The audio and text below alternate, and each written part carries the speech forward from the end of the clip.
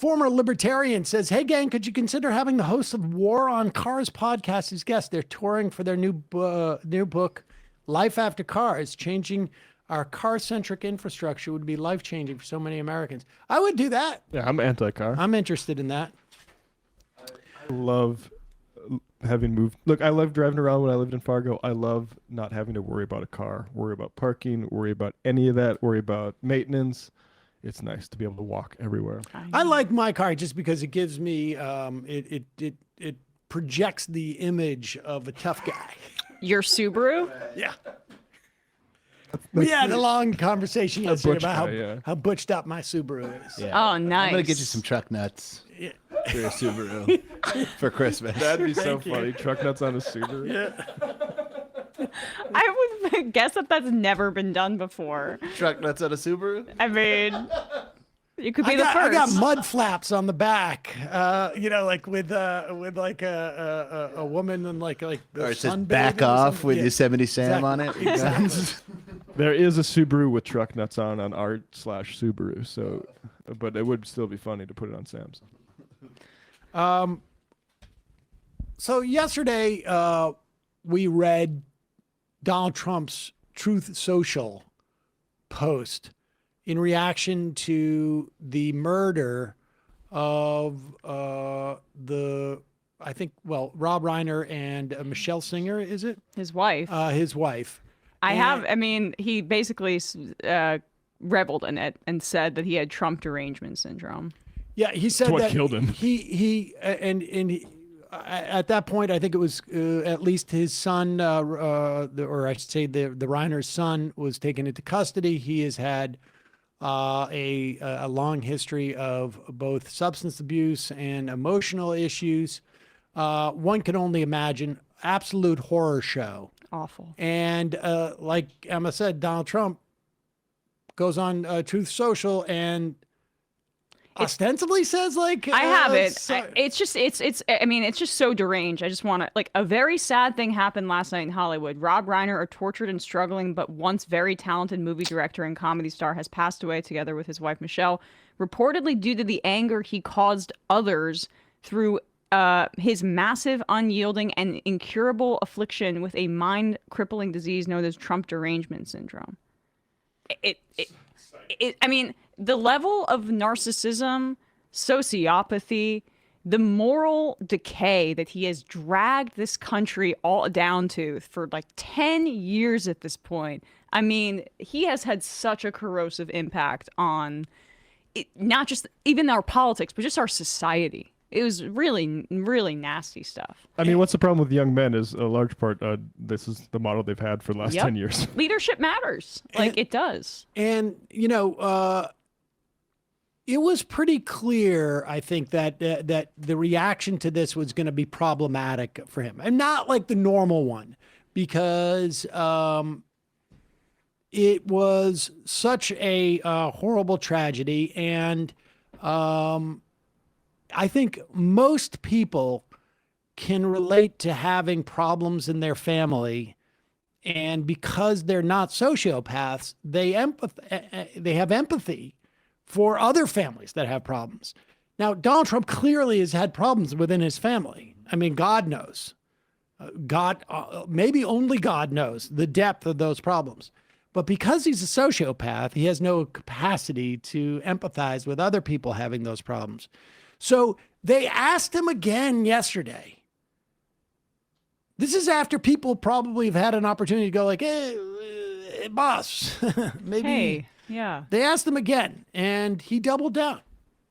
A number of Republicans have denounced your statement on Truth Social after the murder of Rob Reiner. Do you stand by that post? Well, I wasn't a fan of his at all. He was a deranged person as far as Trump is concerned. He said he knew it was false. In fact, it's the exact opposite, that I was a friend of Russia, controlled by Russia. It was the Russia hoax. He was one of the people behind it.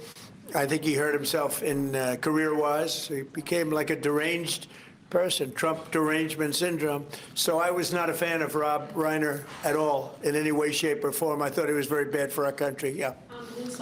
Okay, now, very easy for him not to have said anything about it in the first place.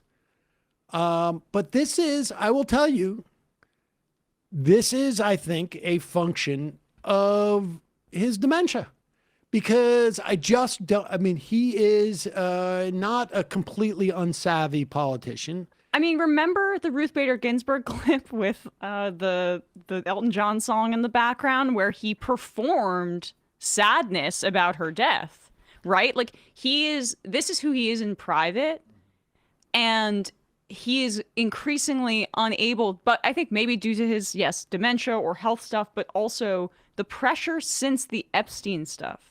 He's unraveling a little bit. Well, those two things aren't necessarily mutually exclusive. Right. Like I can tell yeah. you that in my own experience that with family members that any type of like stress can exacerbate, the progression of this stuff. Yeah. And I actually think that like with Ruth Bader Ginsburg, she never said anything publicly against him. I actually think that he may have had some measure of sympathy, but this is just like he has lost a certain cognitive ability, and we predicted yesterday that this was going to be a problem for him because, I mean, to be frank, in terms of like even with his people, like he's going after a white person. And he's going after a white person who made movies that people liked, like, Harry Met Sally. And The Princess Bride. I mean, his whole demo of white man loves Rob Reiner movies. I mean, everybody loves Rob Reiner movies. But that's the prime nostalgia piece for his kind of... Few Good Men? Are you kidding me? Yeah, or his Gen X, cohort. And I don't think everybody's as online as he is, Yes. or as searching, who's, this is Donald Trump resenting that a famous person was so vocal against him. Because, like in the same way that he was so upset about the New York Times, Yep. Rob Reiner, I think represented something in the culture that Trump it just stuck in his bonnet. But listen to the way that people, I mean, there are Reddit threads out there. I mean, there's a lot of evidence that the people, not to like the super hardcore MAGA, QAnon style people, but like the next cohort over, somewhere between his approval ratings at 36% right now. Yeah. It's probably we're hearing now from 6%, 6 or 10 of those points. Here is Emily Jasinski. She's got a call-in show on Sirius. And maybe she's filling in for Megyn she Kelly. could be I'm not filling sure in what for this- Megyn Kelly, but here it is. Wrap-up shows are usually hosted by producers or somebody. Howard Stern had this too. Gotcha. So it's a conservative show, and they And got Megyn some Kelly calls. listeners, essentially. Yep. Jill in Indiana, you're on the Megyn Kelly wrap-up show. What's on your mind this afternoon? Hi, just sort of glomming on here, but it matters to me what Donald Trump said, and I'm deeply disappointed. If we value human life as Christians and Americans, then this stuff, it's indefensible to sort of gloat right after someone dies like that, just for having a difference of opinion. I'm very disappointed in President Trump. I voted for him 3 times. I still love him as my president, but it was wrong what he did. He should have just kept his mouth shut after the first paragraph. I don't know why he had to bring that up. It was a tragedy, and I didn't like Rob Reiner as a person. Politics, he was really, really sometimes very virulent in what he was saying about the right, and particularly about Trump too, of course. However, I mean, it really hurts me to the core what happened to him. And I think as a human being, anyone has to be just sad about what happened and not bring politics into it. And Trump just doesn't know when to stop. I would just like to say that we have a God-fearing president And he talks about the power of prayer and praying for victims and on and on and on. So let's act like that, President Trump. I voted for you. This is the most sacred season of the year. Turn the other cheek like Christ would. I will tell you that I've been a Republican my entire life. I voted for Trump twice. I don't consider myself a MAGA Republican, but I do consider myself a conservative. And I think this comment that he made, this post, reminds me a little bit of when Walter Cronkite made an announcement talking about the Vietnam War to the American people, saying if we, and Lyndon Johnson said, if I've lost Walter, I've lost the country. I really think that Trump's comment has just officially put that nail in the coffin. I just got to say, I mean, we're not conducting a scientific poll here on the Megyn Kelly wrap-up show, but the callers today, our phone lines have genuinely not lit up like this before. I wonder if one man, but the rest of those callers, I believe, are women. I wonder if Megyn Kelly has a higher proportion of conservative women that listen to her. I would imagine. I would imagine, similar to Candace Owens. I'd be curious to see what Candace Owens' viewers, how they feel about that. But I think that women, mothers, perhaps they know people that have had a child that has a mental health issue or substance abuse. That I think hits like a conservative woman in the heart a little bit, in a way that perhaps his other comments haven't. I also think that there's a permission structure. Yeah. And an accessibility issue with this. Like, this is something like you don't need to know anything about politics to sort of say like he's wrong here. Surface level. And it is surface level, and it is like, character. I mean, it's very hard for me to imagine a scenario where someone's like, I've really delved into Donald Trump's character and I am completely supportive of this guy. I think what this is, it is not, there is no deniability now. Like, one of the things one of the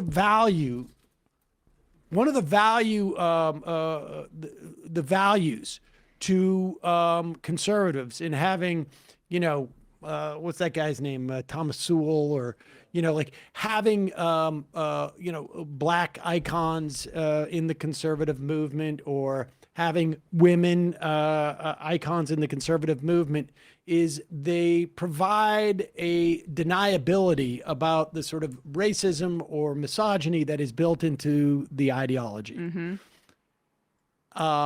And this type of thing also sort of tears away the veneer of like sensibility. But Epstein, it's a continuation of it too. Like an insensitive, but with women. But wait, let me though. just finish this. Oh, okay, sorry.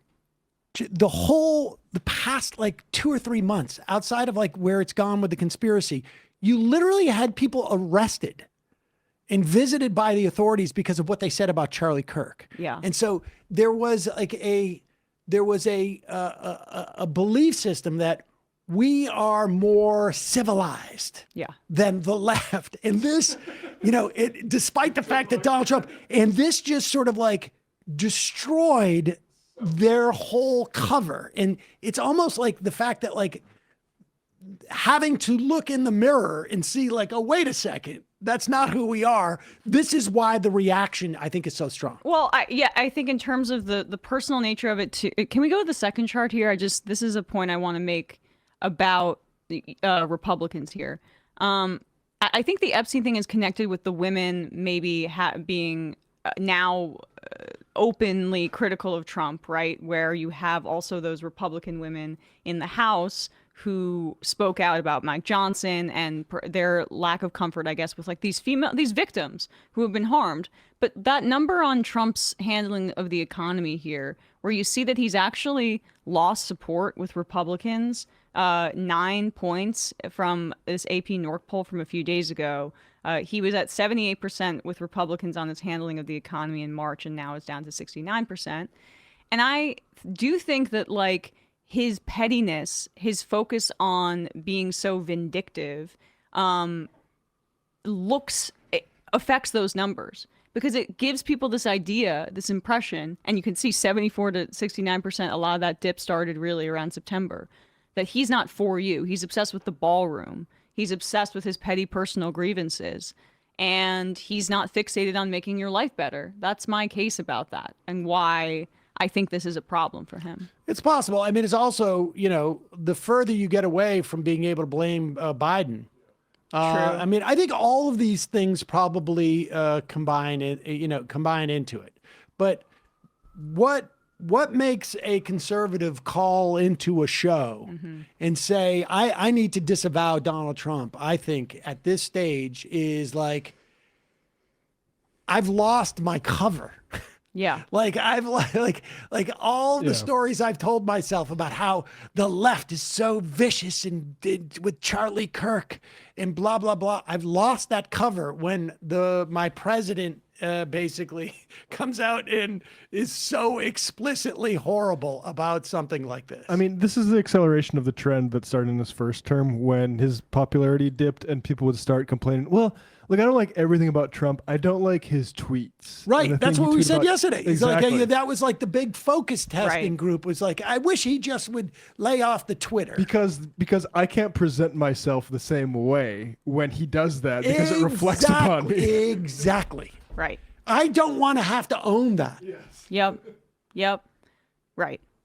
And Trump's like, well, he's bad because of Russiagate. And everyone's like, Russiagate? What's that? People don't remember that. Exactly. No. Exactly. They're thinking like, was that one of his People movies? even remember January 6th. Russia invaded a country since then. Yeah. Is that the one with the few good men? Yeah. Yeah. It'll be interesting to see if like Trump like triples down on this. But in the meantime, No, he will. Yeah, of course he will. I also suspect there could be another round of like serious turmoil in the White House.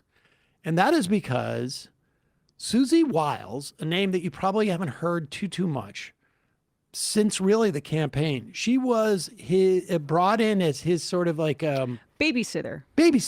I was going to say handler, but I think babysitter is probably more accurate. Well, she's a woman, so she's a babysitter. Handler is too masculine. And she was then made chief of staff of the Trump administration. And early on, like I think during the transition, it was that she was going to keep all the crazies out, and which meant that I guess Nick Fuentes wouldn't be dining at the White House, and again, and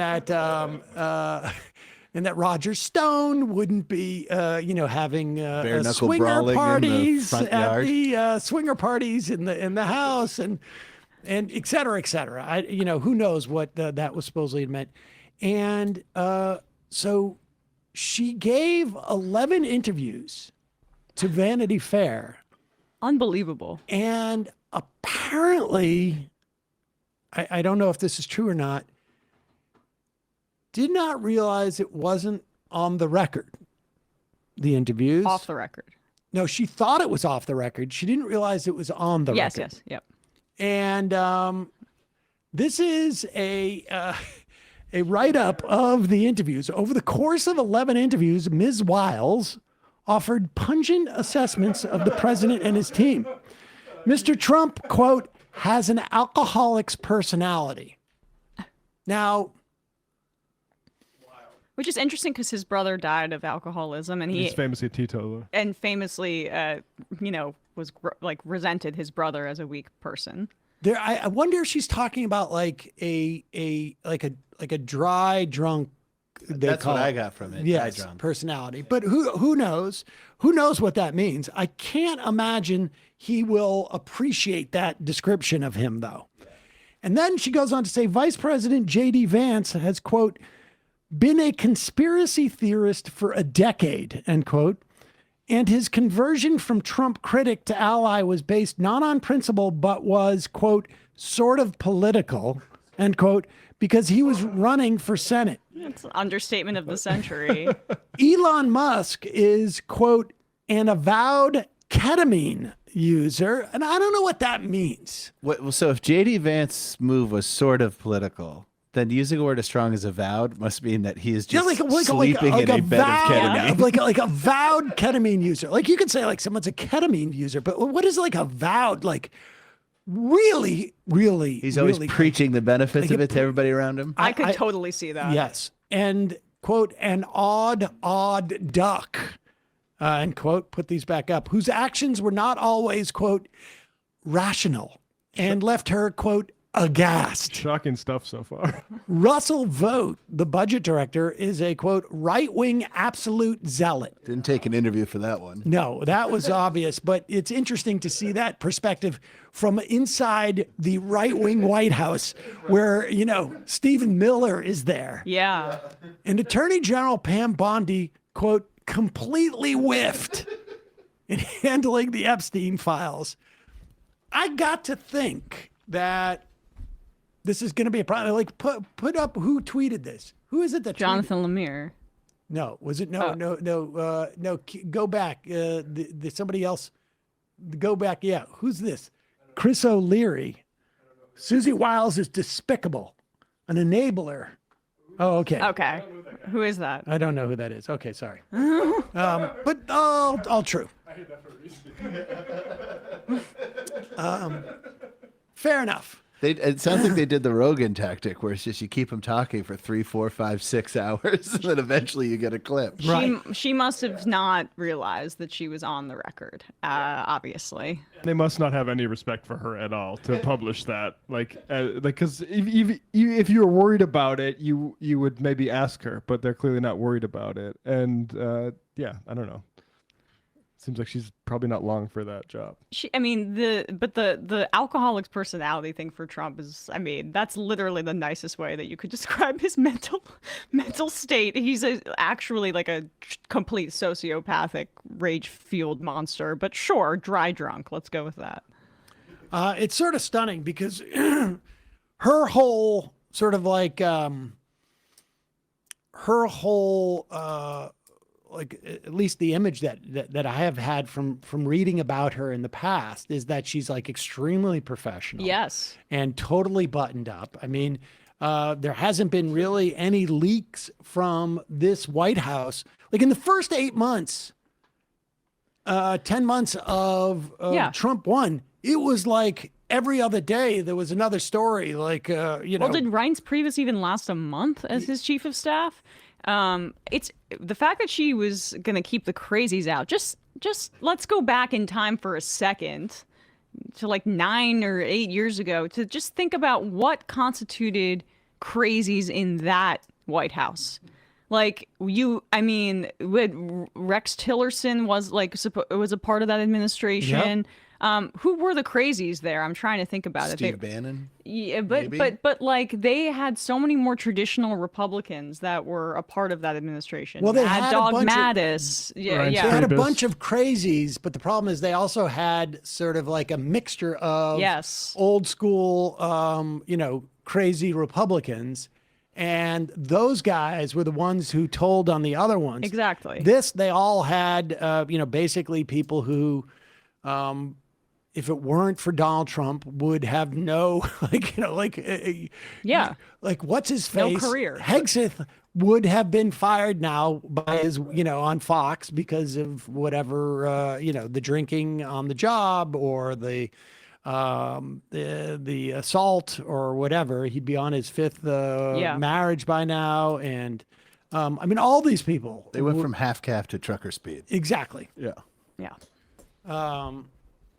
Let's should we take some phone calls? Whatever you like. Susie is Pat Summerall's daughter? Really? Is that true? That's crazy. I think we should do 7 if we have time, just because it's so cynical. Oh yeah. Okay. Let's this is Benjamin Netanyahu. Again,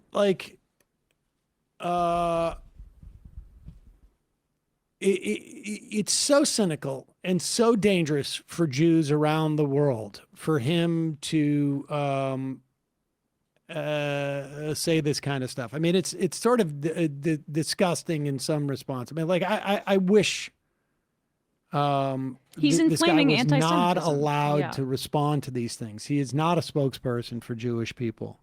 He's a spokesperson for Israel. If his policies were ostensibly meant to keep Jews safe around the world, guess what? Massive failure. Well, it can't be his failure. It's the failure, apparently, according to him, of people that, God forbid, support Palestinian self-determination. Your call for a Palestinian state pours full fuel on the anti-Semitic fire. It rewards Hamas terrorism. It emboldens those who menace Australian Jews and encourages the Jew hatred now stalking your streets. Anti-Semitism is a cancer. It spreads when leaders stay silent. It retreats when leaders act. I call upon you to replace weakness with action, appeasement with resolve. Instead, Prime Minister, you replaced weakness with weakness.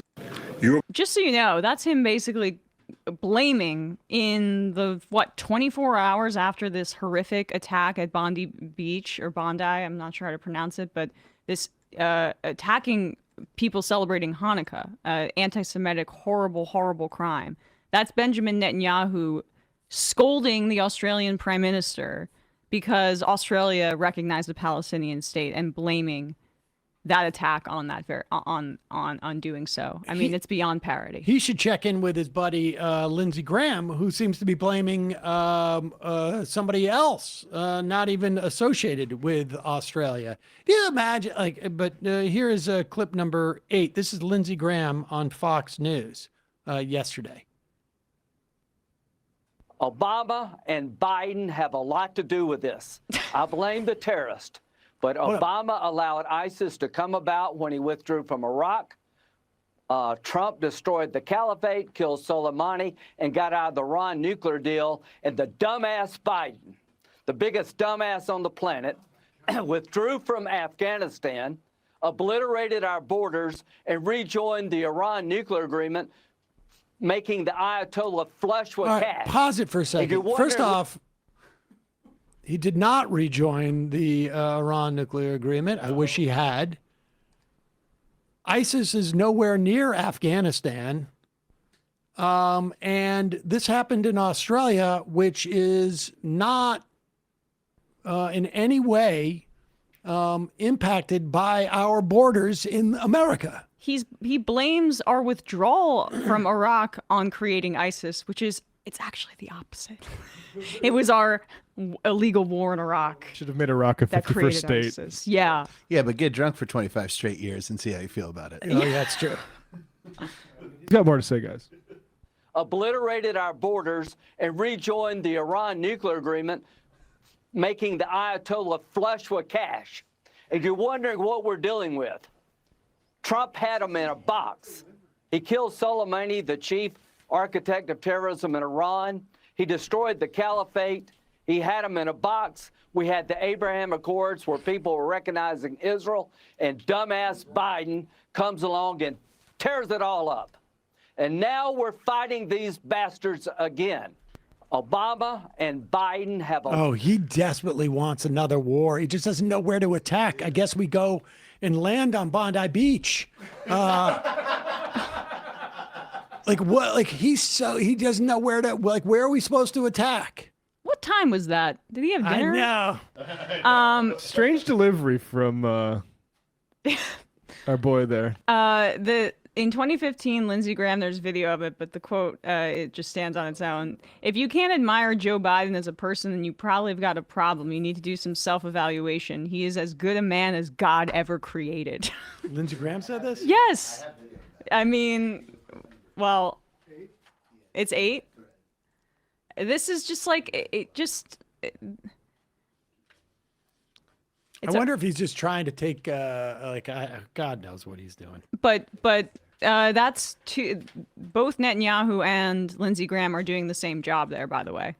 Trying to use this horrific crime in Australia as a pretext for more militarism in the Middle East, whether it be by supporting Israel's genocide or whether it be by Lindsey Graham's crown jewel going to war with Iran. It's the playbook, and it's disastrous, and it's the one we followed after 9/11, and it's horrible that we did, and we should learn something from this instead of just and I think maybe hopefully people understand how inappropriate it is to turn this tragedy into Israeli propaganda. Emma, you've asked many times in the past several months, is like, what is the authority that we have to randomly fire on boats in the Pacific and in the Caribbean Sea, where we don't know who the people are on the boats? We don't know where they're headed, or to the extent that we know that we're headed. I mean, we know that at least on September 2nd, that boat was headed to Suriname.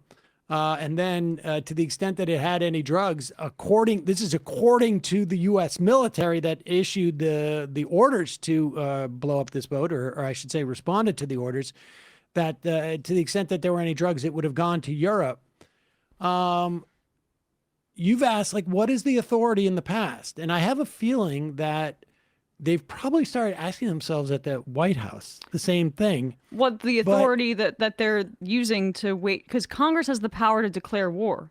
So if Trump is acting and bombing boats as a supposed act of war, that is expressly illegal unless he's using the 2001 and 2002 authorizations for the use of military force in the wake of 9/11. And how would you go about doing that? Well, here is the president yesterday, now sort of including, and in the past they said, like, these are narco terrorists, and people are sort of like, but narco terrorists, what are you talking about? They're just people in a boat. They probably don't even necessarily have any guns. I mean, we don't even know if but how do you turn narco terrorists into actual terrorists? Well, this would be one way. Today, I'm taking one more step to protect Americans from the scourge of deadly fentanyl flooding into our country. With this historic executive order I will sign today, we're formally classifying fentanyl as a weapon of mass destruction, which is what it is. No bomb does what this is doing. 200 to 300,000 people die every year. Well, that we know of. I'm sorry. 200 to 300,000 people die a year from fentanyl? That we know of. That we know of. Okay. Let's just let him finish here. Is doing. 200 to 300,000 people die every year that we know of. So we're formally classifying fentanyl as a weapon of mass destruction. Today, would you mind Googling how many fentanyl deaths annually in the United States, please?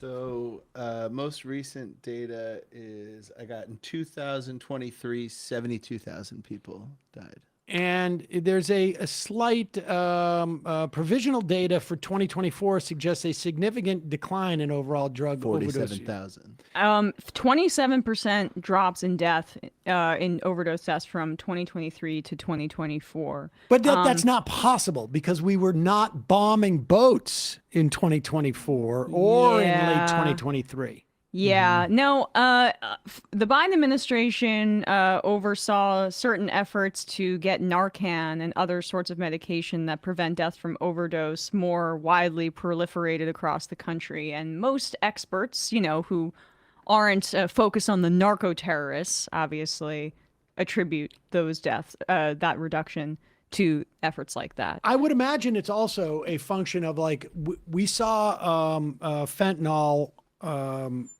We saw fentanyl overdoses explode as a function of the opioid epidemic. Once people could not get the opioids that was prescribed to them and they had become addicted, they started to buy fentanyl, or they abused fentanyl before that. I know someone who went through something like this, and it was the prescription to then buying it on the street pipeline was pretty prominent. We have since tightened the restrictions on prescribing these opioids. In some instances, probably in ways that may be difficult for people who are going through pain problems, but nevertheless, and it has slowly started to diminish the number of addicts. And so we've seen it in terms of fentanyl deaths. But to call it a weapon of mass destruction is simply a way of changing the definition to fit where there may be statutory authority to do this wage this kind of work. Exactly. The 2001 and 2002 authorizations for the use of military force need to be repealed.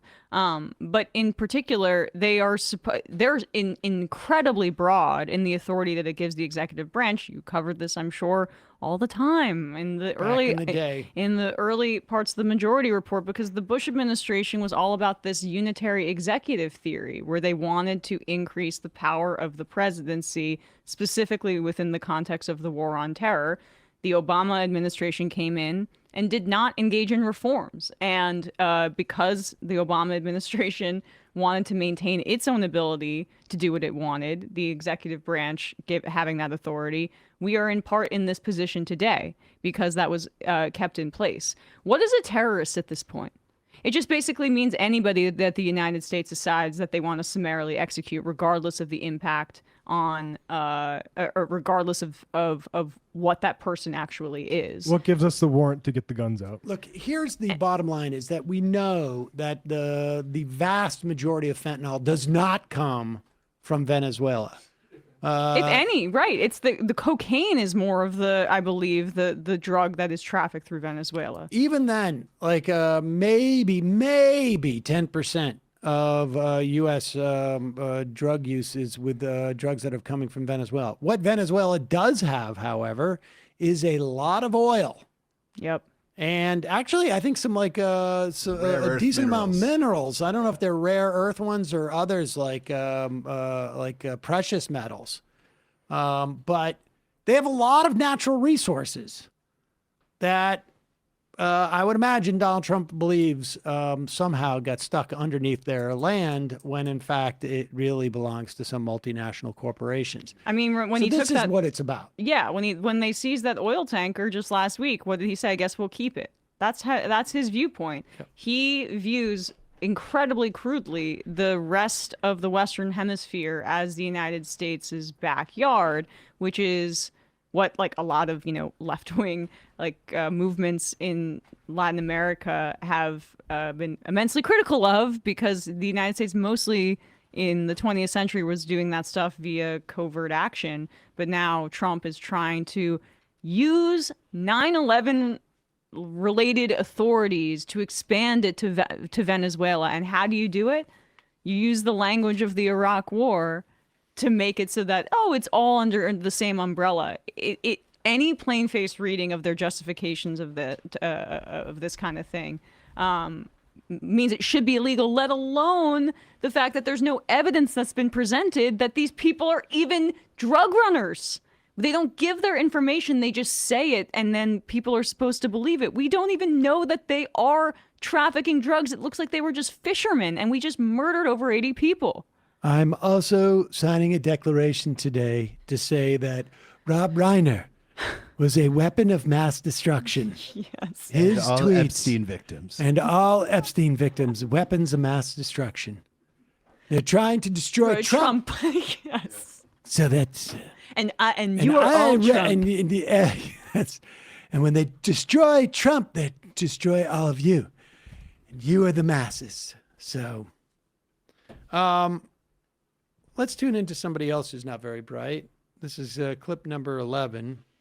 You'll recall that a couple of years ago, I was on Patrick Bet-David's show. And I had said a couple of years ago? Well, I did it last year, and then I did it the year before, I think. So it may have been 2 years ago. Okay. When I did Patrick Bet-David's show, and I said that we should have a 90% marginal tax rate for, I chose $3 million because that's basically where it was in today's dollars in the 50s and in the early 60s, every dollar you made over $470,000 was taxed at a 90% rate. And we had the greatest economic expansion of this country's history. I'm sure in part because it was in the wake of World War II, but the point being that the taxing did not in any way inhibit it whatsoever, and in fact we had the least amount of wealth disparity, and there were still problems, of course, at that time, but it showed that that level of taxation was completely sustainable, and Joe Rogan really took issue with that.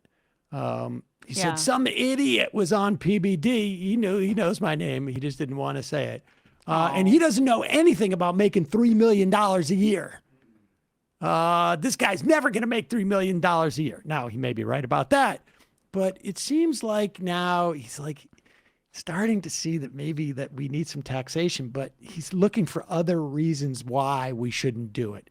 In my estimation, you tax that way so that you maintain some measure of like democracy without having a plutocracy. But here he is with Jimmy Carr. Is that a comedian? Yeah, British comedian. Okay. Right. Good luck. A weird political ploy too, to look to the wealthy people and say they're the problem. They're your problem. That's the thing that people will do to the proletariat, right? They will tell them the reason why you're in this situation today is because of these greedy people aren't paying their share.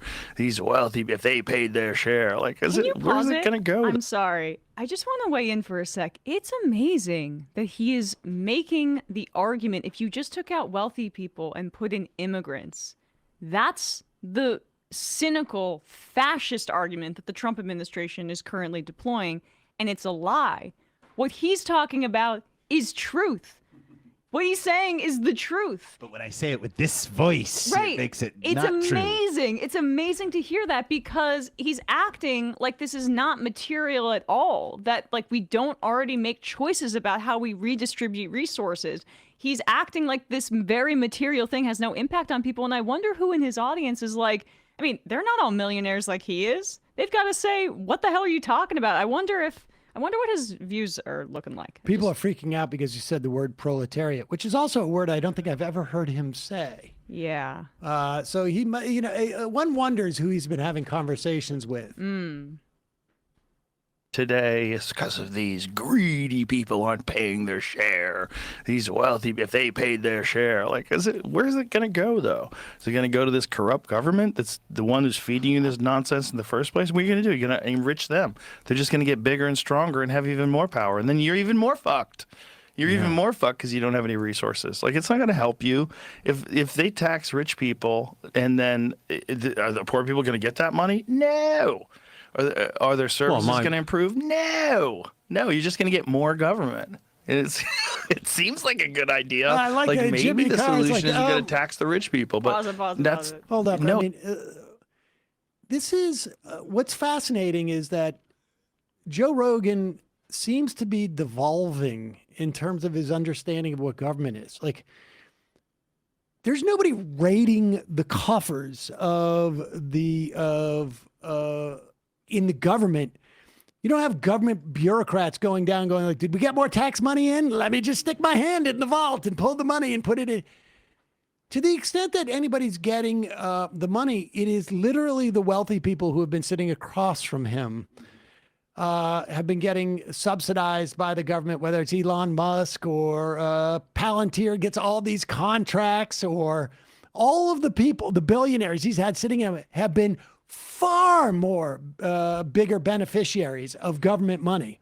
But we see there's two reasons why he tax. One is to redistribute the money, right? Which of course he would have an issue with, right? Government shouldn't be redistributing the money. Well, that's what they do. That won't help the proletariat. And if they're taking it from the wealthy, they're giving it to the poor. They may give it to the poor in the form of Medicaid. Yep. They may give it to the poor in form of SNAP. They may give it to the middle class in terms of like an earned child tax credit. They may give it to the people, as in 5 years ago We cut child poverty in half in 1 year.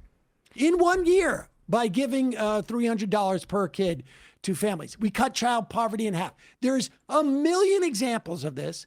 We're going to see people lose their health insurance. What was that money that was paying? It was tax money. This is without getting into like monetary theory or anything like that. That's just the basic. The other reason why you tax those wealthy people is so that they don't have an outsized political power that goes with that economic power. Like his buddy Elon Musk. Or Peter Thiel, who's sitting across, or Mark Andreessen, or all of those wealthy people. The funny part is that Jimmy Carr is looking at and Rogan says this, and Jimmy Carr goes, and I don't know anything about Jimmy Carr, but the guy goes, yeah, but not really. I don't really want to ruin my career by disagreeing with you right now. But I also don't want to be on camera I agreeing. don't want to agree with this really like fourth grader version of what happens to our tax dollar. And when he says, you're going to tax them, it's going to go to this corrupt government, that's not going to do anything for you. What corrupts? What corrupts? Big money corrupts, you dummy. What if he's basically saying that this has not, like, everything's fine, don't tax wealthy people, and the government's too corrupt to handle this kind of redistribution, although we do it right now, it's just redistributed upwards. The point that the government is corrupt is because there's too much money to corrupt it. It's not just vaguely corrupt. I would wonder what he means by corrupt. But he thinks all the money's going to like trans playwrights in Iraq. Right, exactly. Yeah. Are their services going to improve? No, you're just going to get more government. It seems like a good idea. Like maybe the solution is we got to tax the rich people, but you got to figure out what to do with the money you already get from everybody, and you're not doing a good job with it. Like that's the problem. The problem isn't like the rich people aren't paying their shit. Like I always hear that about Elon. Like he doesn't even pay tax. Elon paid more taxes in 2024 than any living human being that has ever existed. He paid something like $10 billion in taxes. Yeah, I felt like I did in 2012. Though. Felt like I did. What happened? You divorced? I got. He basically is just trying to change the conversation with a joke. Let's not talk about this. Let's talk about something different, shall we? The everyman defending the honor of the world's richest man on his podcast. By the way, Elon Musk is Dreyer, the Samsig, says Jimmy Carr was famously caught avoiding taxes in the UK and had to pay it back and is constantly made fun for. There we go. And even he's like, I'm not buying that argument. Floyd the Barber says, remember when this guy was really into Bernie Sanders? I mean, he's so dumb. I think that he knows, though. I mean, it's unclear, like, what synapses fire in Rogan's head where it makes him take this on. But it's vibes. But also, Elon Musk is reportedly going to be the world's first trillionaire soon. $10 billion, even if that was true, is too low of a tax rate. 100%. So. Sweet Lord. I mean, God. He shouldn't even have $1 billion. All of that. You can have $999 million. You can't have $1 billion in my America and my world. Sorry. I'm trying to figure out how much Elon Musk. So Elon Musk saw his net worth skyrocket by approximately $200 to $240 billion by the end of 2024. Now, he didn't make that in the context of a salary. It was all his stock. It was all on paper. $10 billion of 240 is not even 10%. Yep. That's a 4% tax rate. Yep. So, but they don't know what to do with the money. So what does it matter? Why even try? Now, it's quite possible that, it was on paper. He didn't actually make that money. But of course, he goes out and he takes that paper and he borrows against that paper. So he'll borrow 70 billion, 80 billion, 90 billion. Maybe he'll borrow even more than what he's worth on paper and use that as collateral.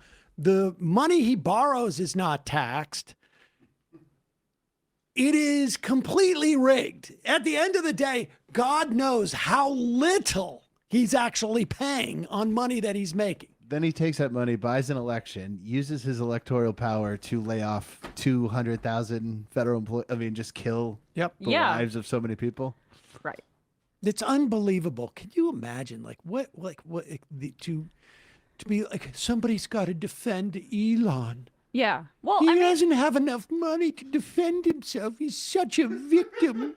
He's phoning He's it such in. a victim. Yeah. I'm going to be the knight in shining armor for the richest human being on earth who has so much money. He wants to go to Mars just to figure out what to do with all the money. Tough he doesn't guy. have room in his bank account, so he has to go to Mars to spend some of it down. I mean, I it's think just so like good. Rogan, he's reached this level of wealth where God, he's one of those bunker boys. He's one of those bunker guys. He has way more in common with Peter Thiel and Mark Andreessen than he has with literally anybody that listens to his podcast. And you know, we've talked about those Theo Von, like the Schultz and Theo Von now kind of being pro Mamdani, and then you see how does that make sense given how cozy you were with Trump. Those guys, I think, were like Rogan when he was into Bernie, if back in 2016 or even 2020. They are riding the vibes of their audience, but at this point, Joe is so insulated and so isolated from regular people that he's not even. I feel like he's not even captured by his audience right now. He's so financially captured because of the scale of the deal that he got with Spotify that it's about the billionaire glazing hour at this point. Yep. Let's play this clip from Alex Karp. This is this is several weeks old now, but it's worth following up on, because here you have Joe Rogan, ostensibly the working class hero, the everyman, and who is he empathizing with?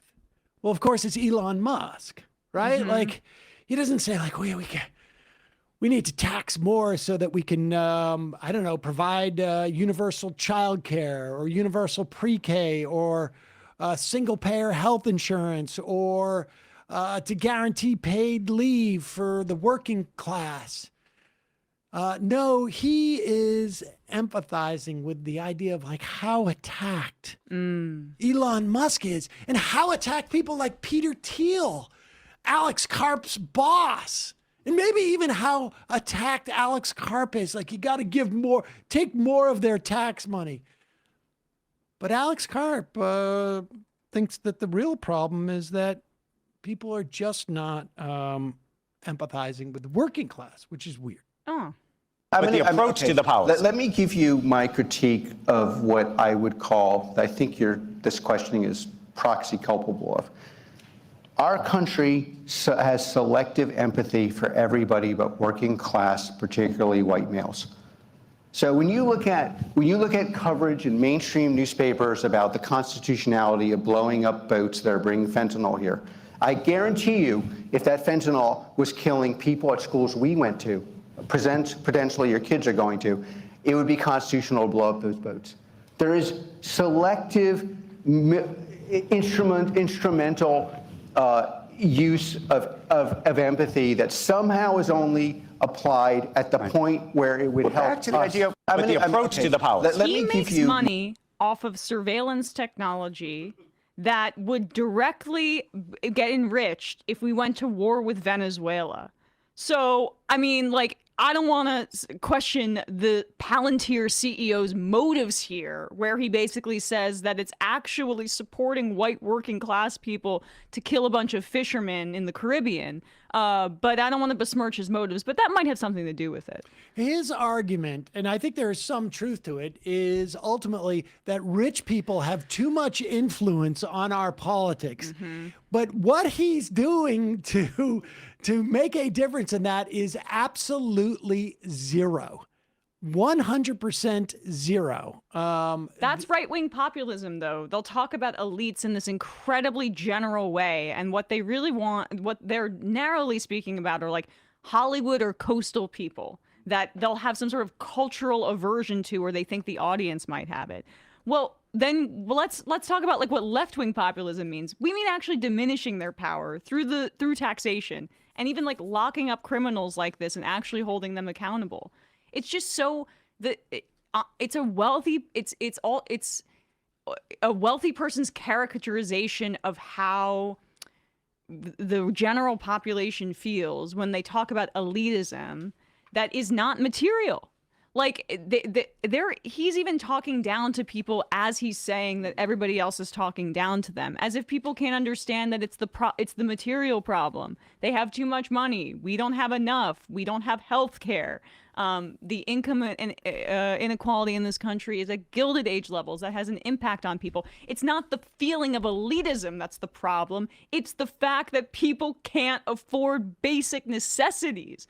So insane. Well, that's why he uses the word empathy, because he's saying, I mean, his argument is that if people if there was and I do think it's a little bit overstated, as of the most recent data, but if he was saying there's an epidemic of fentanyl ODs at Ivy League universities, is his argument, that there would be more action taken to stop fentanyl from coming into the country. But he uses empathy because he doesn't want, as you say, any type of material response to this. Yep. For him, it is just aggrievement is the issue. And he wants to separate that dynamic from political power because he has that political power. He wages that political power to make sure that his class of people maintain that political power. There is an easy way for this guy to want to make our government more responsive to working class people. And that is to diminish the power of people who are jumping the line in terms of what is important to them. Power is a dynamic. It does not exist in a vacuum. There's only so much power that exists. And in this country, the vast majority of it is held by a increasingly smaller group of people because they also own an increasingly large portion of the resources and the money in this country. And so if he was really concerned about the plight of working class people, white or otherwise, he wouldn't talk in the terms of empathy. Because certainly, listen, you cannot say that black and brown people, black and brown working class people are not hurt by the fentanyl or drug overdoses. Of course they are. But he wants to make this a cultural thing rather than a material thing. And so he uses the word empathy as if like they're not getting, this is not a power issue, but rather like an attention and sort of like socialized aggrievement and social cachet issue. Because if he starts talking about it within the context of power or materialism, he is got to look in the mirror. And let's to blame the Democrats again. I'm sorry, but they enable this sometimes. Like for all the talk about inclusive language being Kamala Harris's problem, that wasn't the problem with the Democratic Party. The problem is that they don't make the straightforward material class-based argument more clearly enough. And it allows the void and the vacuum to be filled with kind of vague allusions to some sort of cultural elitism that's disconnected from the obvious answer. And now let's turn, shall we, to a right-wing talker who, when they are faced with actually somebody whose entire agenda is to help the working class in New York City. I mean, say what you will about Zohran Mamdani. And I think most people listening would say something positive. But as a critique, it is impossible to say that like his agenda isn't focused on helping working class people. The entire thing is about affordability. What kind of absolute moron would you have to be to critique this? And how would a moron, how could they come up with something that was a clever way of critiquing it? I know. Call him Moron Zamdani. Zamboni. Here we go. I give you Dave Rubin, who incidentally, I know this is cruel for us to do, particularly when he's lost all his friends. No, he hasn't. He has tons of friends. He doesn't even care. He's only lost one friend. She has Russell Brand, Megyn Kelly. I Sam don't need Harris you. and Russell Peterson. I don't need anybody. I've got my T-shirt. Good morning, New York City. 2 weeks ago, you made history by electing the city's first ever socialist mayor. But now the work begins. Welcome to the transition. On January 1st, you'll have a new mayor, and a new era for the city will begin. Remember how a few months ago he told you he doesn't need money for anything? Well, it turns out he does need money. Your money. And that's why I created the official Moron Zamboni t-shirt. Because if you voted for this guy, you're a idiot. None of the proceeds will go to New York City because I'm a pure capitalist. It's all going in my pocket to do whatever the hell I want with it. Actually, I think I'm gonna buy the world's most expensive stamp. It's the British Guiana 1C Magenta, which last sold for $9.3 million. Good one. Help me make my dream come true at daverubin.store. Go ahead. I'm trying to think of what it would have been like to be in the room while they were workshopping and spitting ideas about this, and what's something that's really expensive that we could buy that is absolutely ridiculous. Boss, there's a stamp here that sold for 1.9 million.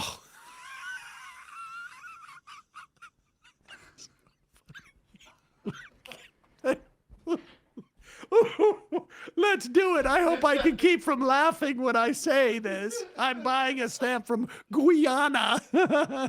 That hurt me in my soul. That was so bad. Oh my God. Also, did you notice the tense switching where it was yes, he, and then it switched to I for no reason? I didn't understand that either. I also, what is Zamboni? Just because it starts with a Z, it feels like a hat on a hat, and I'm not sure if there was any the hat. Absence of a hat Yes, on the absence of a hat. It's a bald cap on a bald man. It's unbelievable.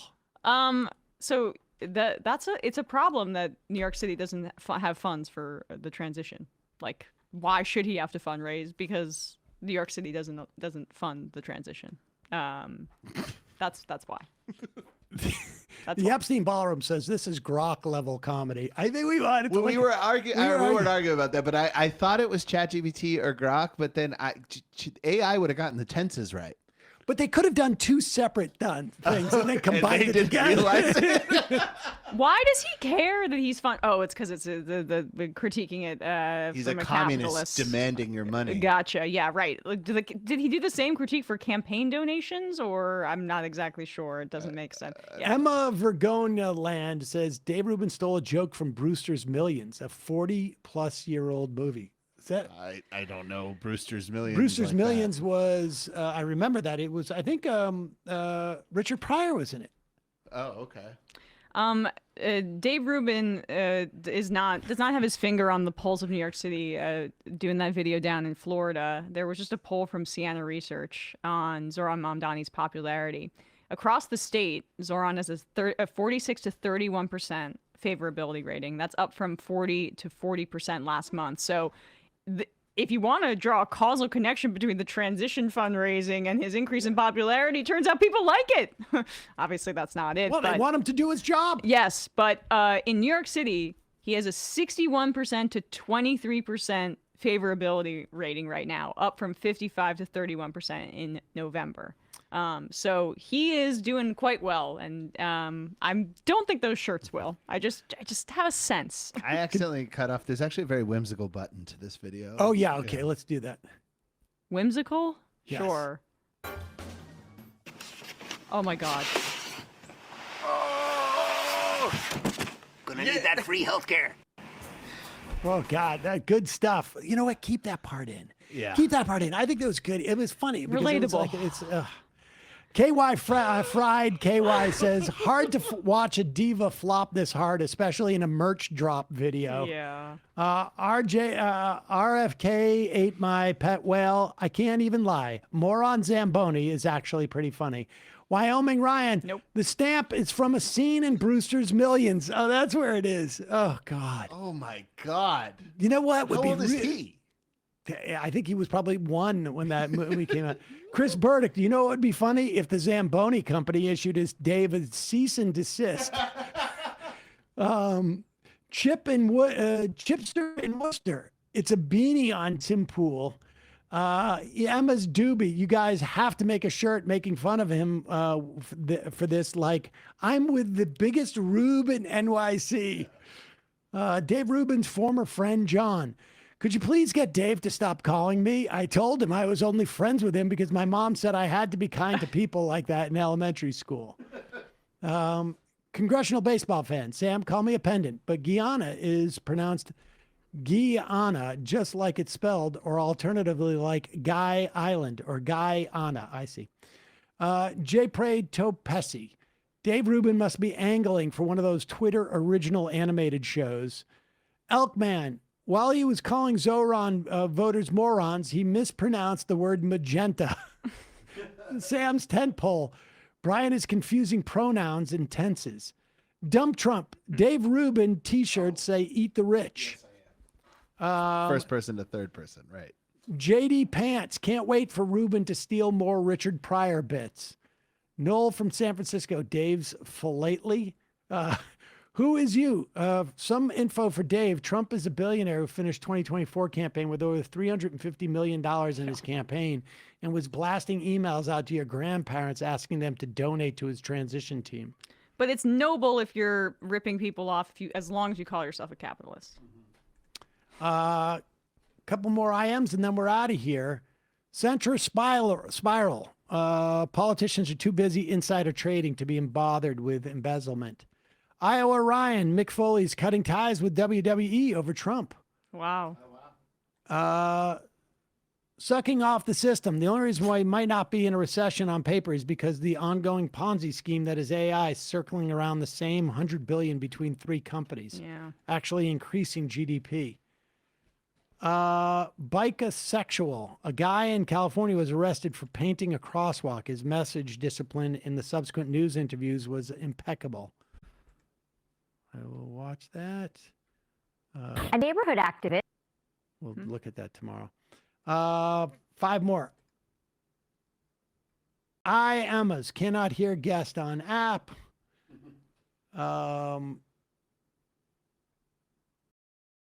see. Hack all things. They care because the Reiners were old white people. I actually think that is part of the issue, is that they couldn't find a reason to not care. Yep. And also All in the Family is so important to that generation of that's true. Older Trump supporters. Yeah, I mean, When Harry Met Sally is the greatest rom-com ever. I think. Max Vax. Oh, can't hear guest. Okay, we got a lot of those. Matthew, Philadelphia. We need to start preparing physically, emotionally, and spiritually for the parallel confirmation hearings for Alito and Thomas's replacements in the next years if the Democrats take the Senate. Indeed. Well, I say no, you don't let anybody go up. It's too close to an election 2 years out. The traditional Republicans were the crazies. All right. 2 more. Tie worm. I'm taking a weapon of mass destruction, fentanyl, after a botched colonoscopy, weapon of mass destruction. The final IM of the day. You have to be minimum 50 years old, I think, to even send that IM in. Militant apathy. The fact that Wiles went to work for Trump after January 6th is insane. How does a serious person go to work for Trump? Good point. Matt, in absentia. Brian, Emma, great job today, folks. See you tomorrow. Hey, folks, don't forget to hit the subscribe button and check out our daily show. We do it every day at 12 p.m. Eastern for about 2.5 hours. We even take phone calls. You should check that out.